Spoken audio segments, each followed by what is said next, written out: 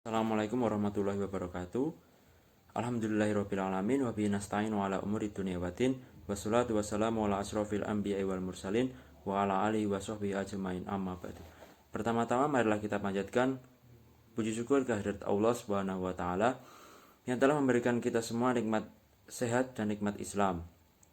Yang kedua, sholawat serta salam tak lupa kita curahkan kepada junjungan kita Nabi besar Muhammad SAW yang telah membimbing kita dari zaman jahiliyah atau kebodohan hingga zaman seperti sekarang. Yang terhormat Bapak dosen pengampu mata kuliah metodologi pembelajaran PAI, Bapak Ahmad Rizalul Umami MPDI, dan juga teman-teman yang saya banggakan. Langsung saja ke materi saya yang bertemakan sholat. Apa itu sholat? Langsung kita bahas pengertian sholat. Sholat dibagi menjadi dua istilah. Yang pertama dalam bahasa, sholat berarti doa. Kemudian dalam istilah, sholat adalah serangkaian ucapan dan gerakan yang tertentu yang dimulai dengan takbir dan diakhiri dengan salam sebagai sebuah ibadah ritual. Kemudian pensyariatan ibadah sholat. Jadi sholat itu diisyaratkan atau awal mula sholat diwajibkan. Yang pertama, sholat disyariatkan semua agama samawi. Agama samawi itu agama yang dari langit atau dari Allah. Kemudian wahyu kedua mewajibkan sholat itu lewat Nabi Muhammad. Kemudian yang ketiga, sholat 5 waktu itu pertamanya atau awal mulanya adalah ketika Rasulullah melakukan Isra Mi'raj ke langit ke-7, dan pada saat itu yang versi pertama waktu Nabi Muhammad naik itu pada tanggal 7 Rajab tahun ke-7 Hijriah. Kemudian versi kedua 17 Ramadan tahun ke-12 Hijriah. Jadi awal mula sholat diwajibkan itu setelah Nabi Muhammad melakukan Isra Mi'raj ke langit ke-7. Kemudian dalil-dalil pensyariatan sholat. Di sini ada 3 dalil yang memperkuat wajibnya melakukan sholat. Yang pertama dalil dari Al-Quran, yang kedua dalil dari As-Sunnah, dan yang ketiga dalil dari Ijma'. Langsung saja yang pertama yaitu dalil dari Al-Quran. Dalil pensyariatan sholat dari Al-Quran di sini bersumber dari surat An-Nisa ayat 103 yang berbunyi Innas sholat kanat 'alal mu'minina kitaban mauqutan, yang artinya sesungguhnya sholat itu adalah fardu yang ditentukan waktunya atas orang-orang yang beriman. Itu dalil yang pertama. Kemudian yang kedua di surat Al-Hajj ayat 78 yang berbunyi Faqimus sholat wa atuz zakat, maka dirikanlah sholat dan tunaikanlah zakat. Kemudian dalil yang kedua yaitu dalil dari As-Sunnah.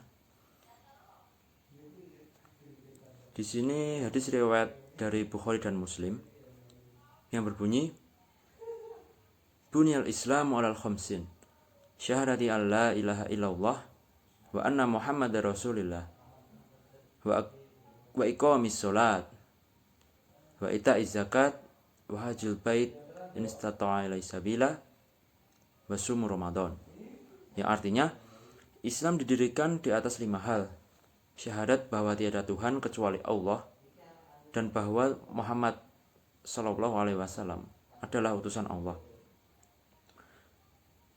tegakkanlah sholat, laksanakanlah zakat, dan haji ke Baitullah, dan puasa di bulan Ramadan. Yang pertama, statusnya kafir jika mengingkari kewajiban sholat, artinya tidak melaksanakan sholat. Kemudian dosa besar itu jika tidak sholat tanpa meninggalkan hukuman menurut beberapa madhab. Yang pertama, madhab Hanafi, jika meninggalkan sholat maka jika ingkar kewajiban atau kafir tadi dibunuh. Tapi jika tidak, kemudian madhab Syafi'i dan Maliki, jika ingkar kewajiban sholat maka dibunuh, tetapi tidak statusnya kafir. Kemudian hukuman menurut madhab Hambali itu jika tidak sholat dibunuh. Lanjut, waktu-waktu sholat fardu. Yang pertama ada subuh, zuhur, asar, maghrib, dan isya. Yang pertama sholat subuh itu dimulai ketika terbit fajar shodiq. Ini bukan matahari, tetapi fajar shodiq di ufuk timur, dan selesai ketika terbit matahari. Kemudian sholat duhur itu dimulai ketika tergelincir matahari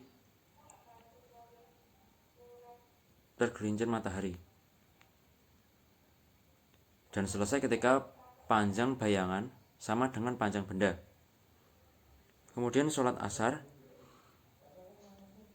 dimulai ketika selesainya waktu duhur dan selesainya atau finishnya jika terbenamnya matahari dari barat.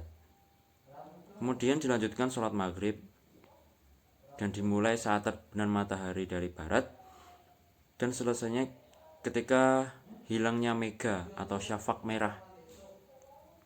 Kemudian sholat isya yang dimulai ketika sholat maghrib sudah selesai dan finish ketika terbitnya fajar shodiq. Ini menurut jumhur ulama. Kemudian waktu-waktu sholat yang diharamkan. Di sini ada 5. Yang pertama, setelah sholat subuh, kecuali sholat hajat, itu ada qodok sunnah qobliyah subuh dan sholat jenazah. Kemudian saat matahari terbit. Yang ketiga, waktu istiwa atau matahari tepat di atas kepala. Dan yang keempat, setelah melakukan sholat asar, itu tidak boleh melakukan sholat kecuali ada hajatan seperti sholat jenazah. Dan yang kelima, saat terbenam matahari itu tidak boleh melakukan sholat.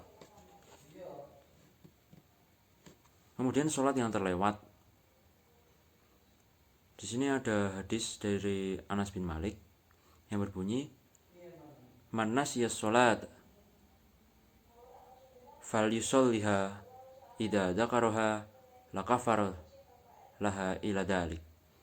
Yang artinya dari Anas bin Malik radhiyallahu anhu bahwa Rasulullah shallallahu alaihi wasallam bersabda, siapa yang lupa melaksanakan sholat maka hendaklah menunaikannya pada saat ia menyadarinya.